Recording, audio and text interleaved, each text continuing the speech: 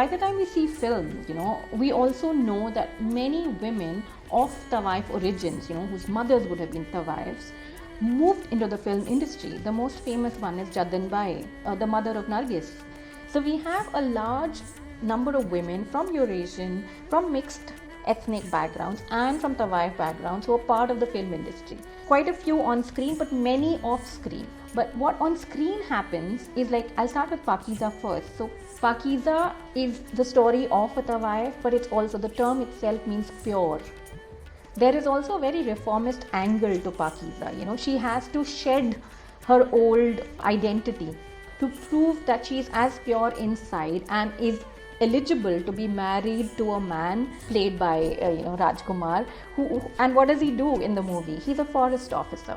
He preserves what is seen as something natural and pristine, which is the forest, but at the same time is a modern man. He's ready to break social rules and class rules, and he's ready to marry a woman who was a Tawaif. What happened by the time Pakeezah was screened is that we also see the emergence of India as a separate, as an independent nation. So Pakeezah was not just the history of the Tawaif, it was also a changing, it's a history about how women in many ways have always been subjects of identity for emerging nations, for emerging societies. So there is a nostalgia there for a lost Nawabi culture, but there is a deep-rooted criticism of that culture also. Umrao Jaan, the movie, on the other hand, the first one, was made in the 1980s, and it's made by Muzaffar Ali, and it is based on an earlier novel, the Urdu novel by Ruswa, which was again 1899-1901.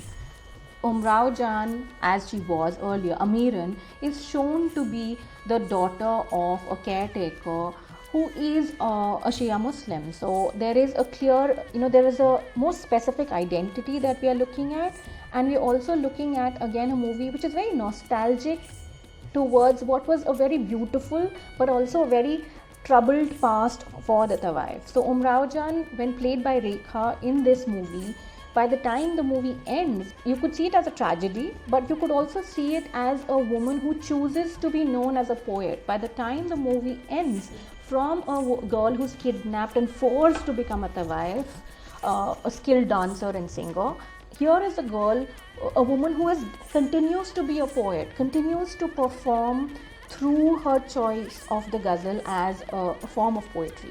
She goes to a mushaira and she recites. So it's also a sad and a tragic narrative, but at the same time, it is more, I think, a narrative about women who had a very rich history of performance.